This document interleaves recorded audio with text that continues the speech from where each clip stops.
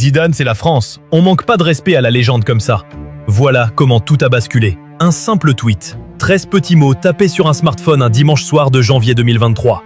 Un message vu des dizaines de millions de fois en quelques heures. Celui qui a écrit ça n'est pas un simple supporter anonyme, c'est Kylian Mbappé. Et l'homme qu'il vise, c'est le patron du football français, Noël Le Graët. On va décortiquer comment une simple interview à la radio a provoqué la chute de l'un des hommes les plus puissants du sport français.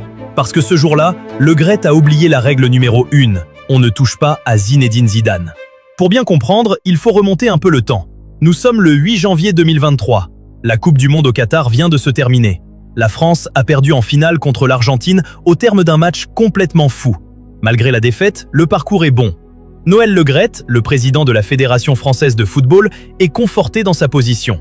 Il vient tout juste de prolonger le contrat de Didier Deschamps à la tête de l'équipe de France jusqu'en 2026.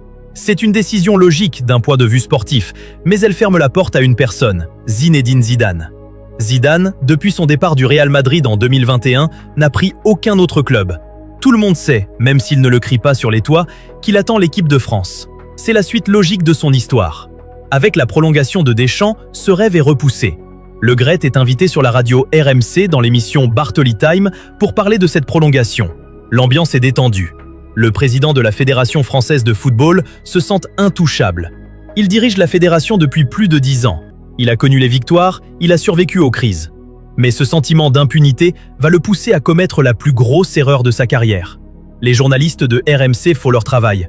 Ils lui posent des questions sur Zidane. C'est le sujet du moment. On lui demande si Zidane l'a appelé, s'il y a eu des discussions et ce que Zidane va faire maintenant que la place est prise. C'est là que Le Graët dérape totalement. Au lieu de faire une réponse classique, polie et diplomatique, du genre « Zinedine est un grand monsieur du foot français, son heure viendra », il choisit le mépris. Il lâche d'abord « Zidane au Brésil ? Je n'en ai rien à secouer, il peut aller où il veut ». Le ton est condescendant. Sur le plateau, les journalistes sont surpris. Ils insistent un peu, demandant si Zidane a cherché à le joindre ces derniers jours. Et là, Le Graët lâche la phrase de trop, celle qui va sceller son sort. Si Zidane a tenté de me joindre, certainement pas, je ne l'aurais même pas pris au téléphone. Il ajoute même, faites-lui une émission spéciale pour qu'il trouve un club ou une sélection.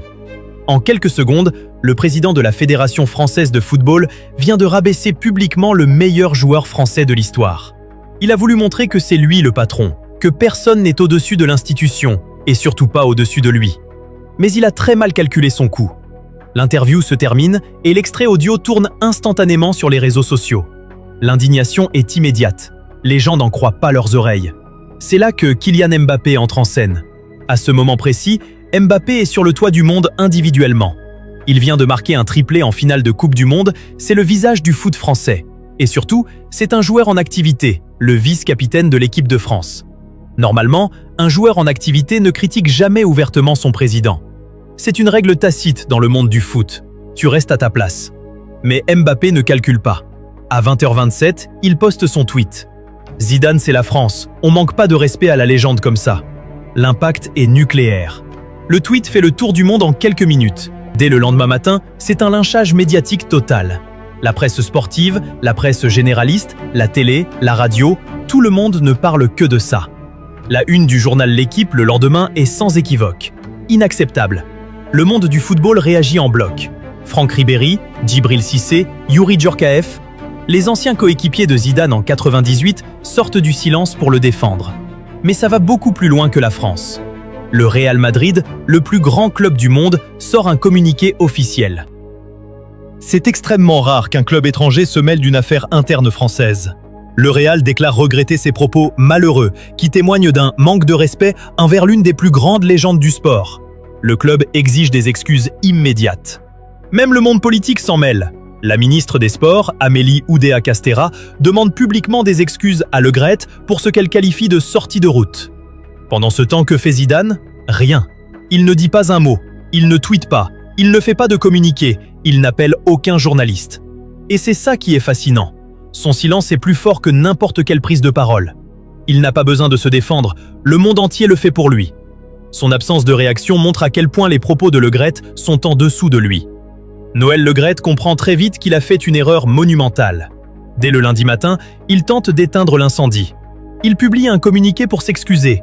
Il parle de propos maladroits qui ne reflètent ni sa pensée ni sa considération pour le joueur qu'il était